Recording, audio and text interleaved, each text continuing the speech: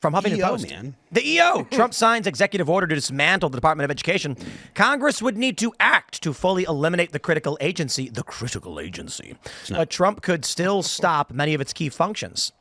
President Trump signed an executive order on Thursday that calls for the Secretary of Education, Linda McMahon, to begin the process of shutting down the Department of Education.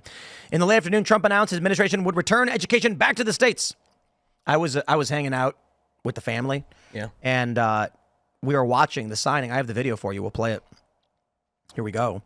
And Allison, who's my wife, said, who's that lady? And I was like, that's Linda McMahon. And she's like, who is she? And I was like, the wife of Vince Vince McMahon? McMahon. Yeah. Is that accurate? Yeah. And then she was like, who's that? And I was like, the guy from WWE. And then she started, Allison just started busting out laughing. And then she laughed the whole time she watched the ceremony. And I was like, welcome to President Trump. Oh, do we got no sound on this one? That's my fault. I mute Twitter because it autoplays. Historic action that was 45 years in the making. In a few moments, I will sign an executive order to begin eliminating the Federal Department of Education once and for all.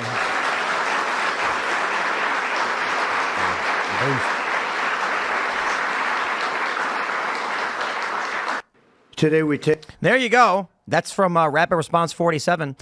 So basically, here's how it's going to work.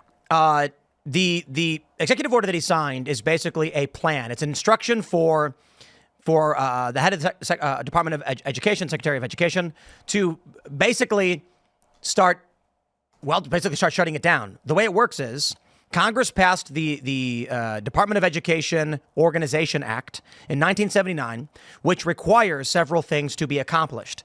Trump can't end those functions, but he can mess them up real good. So you may remember back when marijuana was still illegal in the 2000s and the DEA was raiding pot shops across the country. Notably in California, you had, this is before Obama actually, in California you had a bunch of different pot shops where California said, pot's legal, and the DEA still raided them. So Barack Obama was like, we're not going to enforce this. Now hold on, Congress passed a law saying you can't have marijuana. And Barack Obama said, I'm the president, I ain't going to instruct any of my guys to enforce that law. That is how the executive branch checks the legislative branch. You see, there's this thing called checks and balances. The judicial branch issues rulings, says you can't do that. The legislative branch can pass laws saying, here's what you got to do. The executive branch can choose to not do things. It works out pretty well. In this instance, Trump is going to basically tell the Department of Education, stop doing things and stop giving people money. So the core functions that need to be done technically could be done, but if he's only doing it at about 1% of what's supposed to be done, he's still technically doing it. And the argument from Trump is once this executive order goes through and we begin the process of dismantling it, Congress will eventually act to shut the whole thing down. I'm not entirely convinced, but we're at a wartime presidency right now. And so, and I mean that. I hope people are paying attention to what's going on with the stories that we have right now. I don't know what to expect from Trump, but this is not a typical administration. This is not a typical opposition. Chuck Schumer goes on TV saying they intentionally put in judges to block, they set up judges intentionally so that they could launch lawsuits against the administration and get injunctions every step of the way. This is not about what is constitutional or what Trump can do. It is about Democrats going to war administratively with Trump, and now Trump is going to have to operate similarly. So there you go. I mean, it's going to war against the will of the American people. The president was elected with a mandate. Yes. People knew what they were getting. People knew that he was going to create Doge.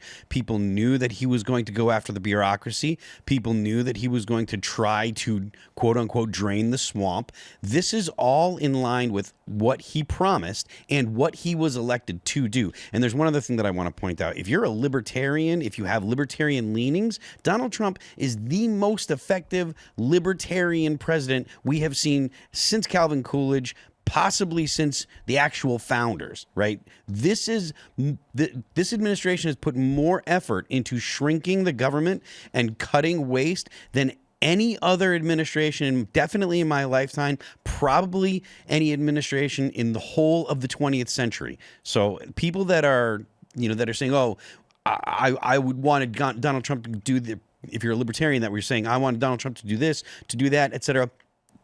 Give him time. This is far more cuts and more effort put into shrinking the government than than I think than I've definitely seen in my lifetime, And it's something that everybody that voted for Donald Trump knew that they were going to be getting when they voted. You know what, Phil? School sucks. Yeah, it does. Everybody It's thinks fun so. to hang out sometimes when you're in school. No. That's not school. That's hang out. Like if you gave me a big empty building and said, "Hey, you want to go hang out for a little bit?" I'd be like, "Yeah, sounds great. We'll skate." I can skateboard in a big empty building. Hey, we got one of those. But if you say that you're going to sit in a room where some apathetic government employee is going to yell at you and tell you that boys are girls and girls are boys, that's awful. And schools nowadays, they're not designed, in fact, not even nowadays, for a long time, they haven't been designed to actually teach people important things that they need to know. How many times have you heard people say, I didn't learn how to balance my checkbook, or I didn't learn about how our financial system works, or I didn't learn how I should actually save money. The schools that were set up or the way schools were set up in the 40s and 50s and stuff, they became a way to get people ready to work in an industrialized society that no longer exists, with the bells to change classes and the. I mean, that's dumb anyway. Yeah, it's dumb. Remember back in the 50s when rich kids guys, brought their guns to school? Yeah, and they had rifle classes and shooting. What was that shooting in Texas at the bell tower or whatever? You remember that one? Yeah. Oh, the college. And then a bunch of people who had guns ran out to try and fired at him, suppress the shooter. Yeah. Because back in the day, kids would bring their rifles to target, to Back in my day. What, you had that at school? I lived in the woods. You could have it in the truck. If they're sitting up in the truck, you can have the rifle. You'd go to school with the rifle. Did they have rifle class? No, we did not. But we were a big hunting community. We lived in the woods. So. Schools used to have rifle class. Yeah. I had schools in my high school in Idaho in 2008, 2009. People had Really? That's not that long ago. It's not that long ago. 30 years ago, 20 years ago. I was an adult man at that time. Yeah.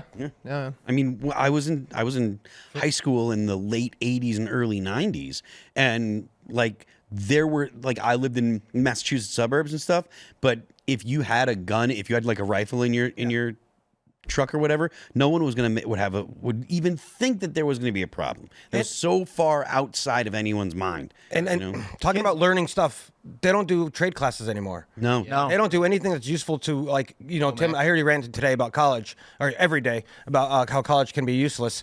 They don't teach people how to build anything, how to use screwdrivers, how to use drill guns, how to do mechanics, how to work on your What's car. a screwdriver? It's mostly useless. I've heard that before. You know what's funny is that I went to Catholic school for a few years, and it was private and it was expensive. And then when I started 6th grade, I switched to public school. Wow, is it night and day? The funny thing is, though, what the woke have been trying to do, what the left has been trying to do through the Department of Education and through public schooling, is essentially indoctrinate people to their religion.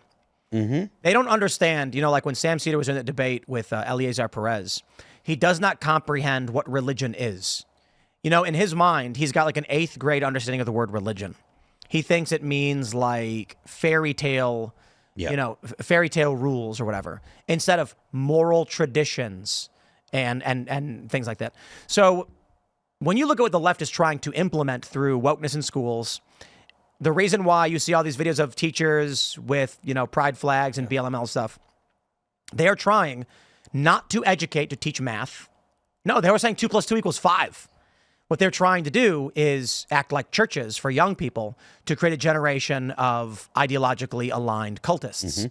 And Trump is dismantling that now with crushing the Department of Education. They're going to resist. Judges will tell Trump no. But as I stated already, this is wartime presidency. Feels like it. It is. And I think the right is full of naive people. The left has been waging administrative warfare and kinetic warfare for a decade, from the riots. I mean, go back to when Donald Trump's first term, the Berkeley riots. The far left shows up and threw explosives at old ladies. Terrorism. They had IEDs. Watch the videos of this stuff. A guy came out with a bike lock and bashed several people over the head with it. This was overt terror. That was 2017 and 18. And you had these riots all throughout Trump's first term. You end up with the Summer of Love riots. Then you end up, administratively, they're accusing Trump of being a Soviet agent and spy, trying to imprison and impeach and convict him. When that failed, they tried seizing his properties in New York. There was 2 assassination attempts on his life. We had the Summer of Love riots, as I mentioned. You had the killing of Aaron Danielson. The left has been waging